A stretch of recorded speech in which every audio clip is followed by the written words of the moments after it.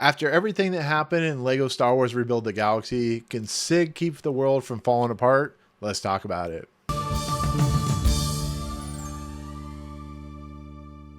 What's going on, everyone? Welcome to Movie Emporium's TV review of the Disney Plus original series, Lego Star Wars Rebuild the Galaxy. This is technically the second season, which is called Pieces of the Past. As we know, Lego Star Wars Rebuild the Galaxy was a alternate take on the Star Wars universe. We were introduced to Sig, we were introduced to Dev, we were introduced to all these characters, and then something happened and Sig caused the whole entire Star Wars universe to dismantle itself and reform into this brand new universe with bad guys becoming good guys and good guys becoming bad guys, and things just were not put together very well. So in the process of everything, the world is going into even more chaos when we are introduced to a new villain named Solitus, who's voiced by Dan Stevens, and the world that is Star Wars, the good guys, bad guys, and so on and so forth, have to keep him from doing the Thanos level threat of destroying the world and getting rid of it in this place called the Force Hold. So in essence, this is the continuation of that story with a new villain and the same characters from the last season, I guess you could say.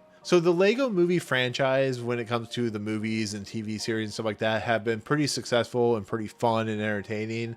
Lego Batman, the Lego movie, and so on and so forth. The last season, this first season of Lego Star Wars Rebuild the Galaxy was actually quite entertaining and fun.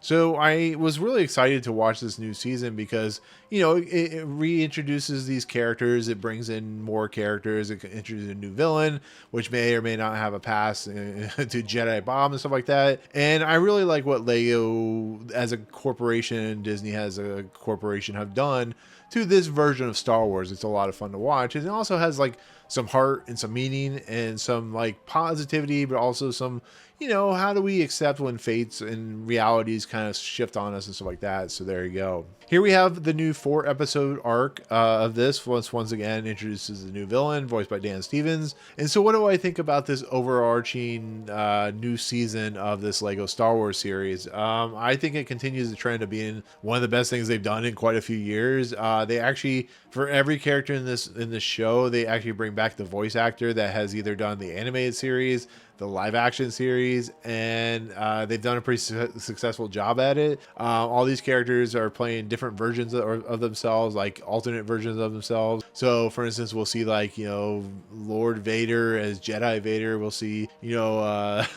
Maul as like a hero. We'll see like Darth Jar Jar and stuff like that. They really know how to just twist and turn the Legos or the Star Wars franchise and turn it into something fun and unique. And then you get Solitus, which is very much a Thanos like character, and they do a lot of fun with it. I think Dan Stevens does a really nice job as the villain. I think he has an interesting arc. I think the fact that, the main characters of Sig and Dev and stuff like that are really fun to watch and have an emotional arc to them. And I love just what this world is doing. I love how creative and unique and weird and just over top and silly and just bonkers it becomes. But they're creating like a BB-8 unit out of, into a TIE fighter or something like that, or the Millennium Falcon's a Dark Falcon, and it's a lot of creative, interesting stuff. And once again, you see like, Darth Ray, and you see like Darth Jar Jar, and you see, good Palpatine, and you see there's a lot of great moments where, like, for instance, Sarlacc pit, but it's just nothing but clones of Snoke, and it's a lot of stuff like that. There's just so many Easter eggs, so much fun.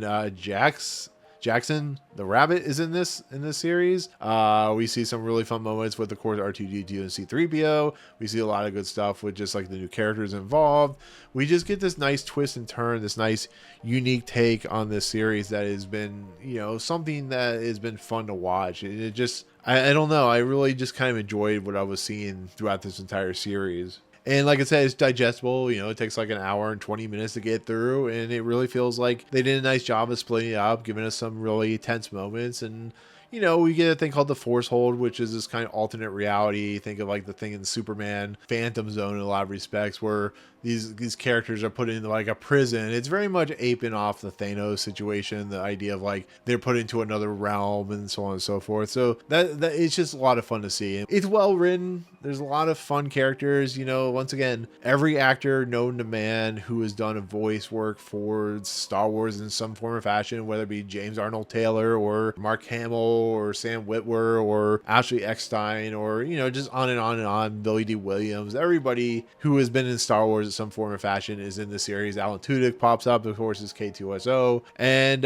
yeah, that's this Lego Star Wars Rebuild the Galaxy. It just continues the fun and entertaining thing that you saw from the first season, continues into the second season, and has a pretty good fun arc that's only an hour and 20 minutes, but seems well thought out, seems well played, and, you know, leads to some really fun entertainment moments. Like, you know, you go to Naboo and Canto Bight, and they're very different than what you see in the TVs or in the movies and stuff like that. And then you'll go like the Death Star. There's a really funny joke with the Death Star in this show that harps on the fact that they're promoting the Lego Death Star Lego set coming up, and that's what this series does. It's an entertaining thing. It's one of those things that shouldn't work but does, and in the end, yeah, I really enjoyed the series. I'm not trying to spoil too much, but there is just so many Easter eggs and just so many fun moments, and watching the bad guys that are good guys, and watching, you know, old story arcs that kind of have a fun twist to it, and watching these characters and how redemption is really just kind of a force when it comes to Star Wars, and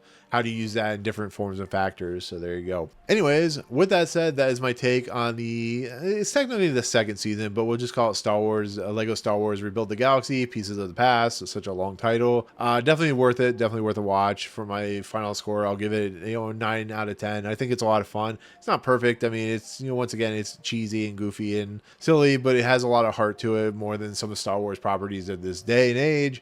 And I think it's one of the winners of the series. So there you go. Anyways, with that said, that's my take on Lego Star Wars Rebuild the Galaxy, Pieces of the Past. Thank you so much for watching. In the comments below, what do you think of the first season? Are you looking forward to the second season? What is your favorite kind of twist on the franchise? Who's your favorite character that they kind of, you know, made a different type of character, but, you know, same kind of arc and stuff like that? So let me know.